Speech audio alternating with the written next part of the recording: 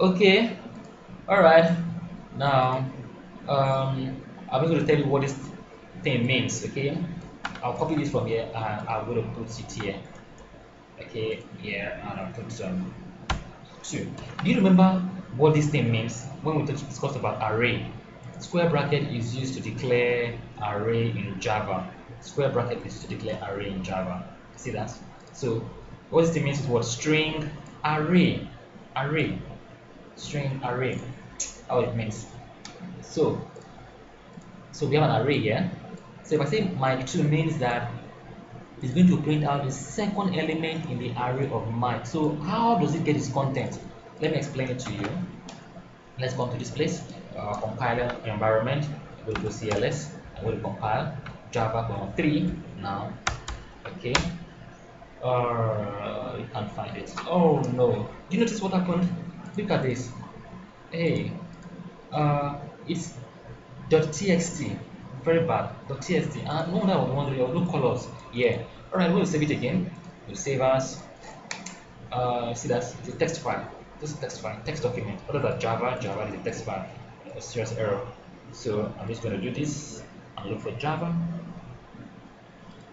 Okay, save. Good, better. All right, so you're going to compile again. Go like Java. Yeah, good.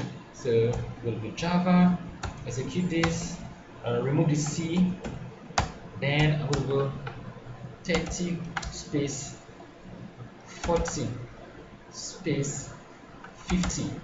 Guess what it's going to print out? 0, 1, 2. Let me add one more. 10. It's going to print out 0, 1, 2. It's going to print out 50. So that 50 is going to pick out.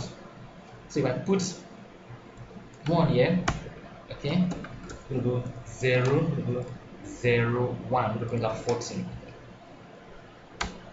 So 50 I have to compile again because we just changed the source program. Compile.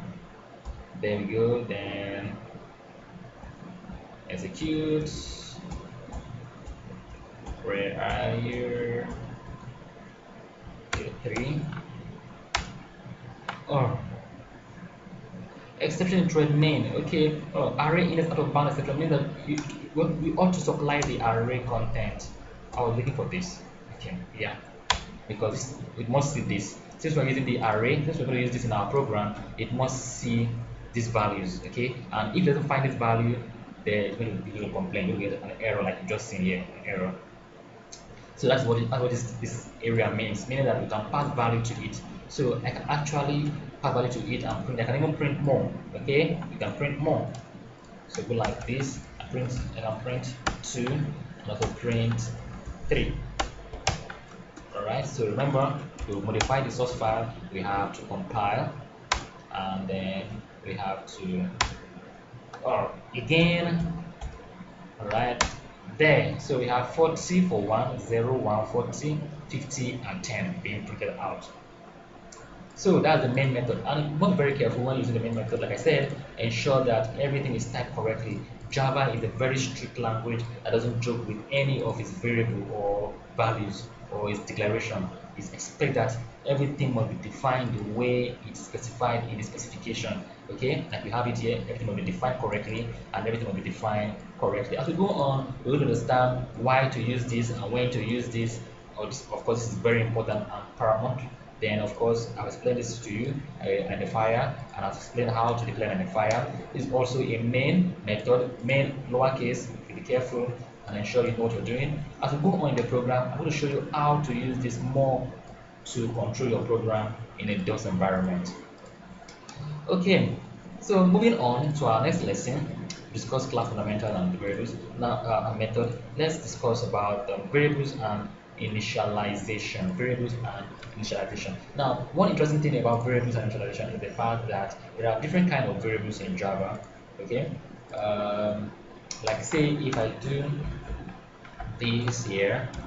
I think at this point I want to quickly show off something about objects and classes.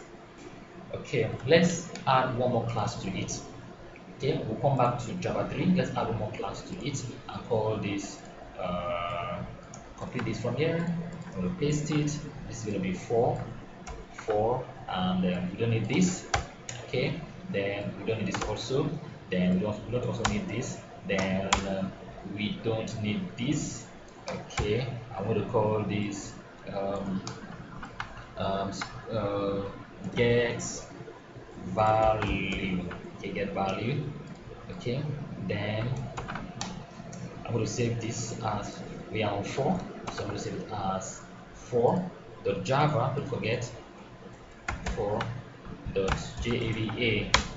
Alright, now if I declare a variable outside this method, okay, and then I come in here and say uh, I call this int my value is equal to 100. Okay, and I come in here and say system.out.println my value, or not like that, in here my value. Okay, then still let me stick with this class. Okay, I'm just going to comment. No, I think I will just say add this to it. Say Java, uh, Java SoftSchool, Java root 10, 20, 30, 40, 50. So just to remind you how to execute this program. Then I'm going to open on that one. I'm going to copy everything I have here. I'm going to paste it here. So we're going to call it test. Okay, I don't need this. I don't need this. Okay, I'm going to save this as this.java. Okay, so I'm going to create an instance of this class. I'm going to create an object of this class, or I call it an object or an instance, still the same thing. Okay, so to create an object of a class, you go like the type, okay, then an identifier or a variable name. I'll give it an ssg4 is equal to new there. Okay, now what we've just done now is we have successfully created an object. This is the object from this class. Of course,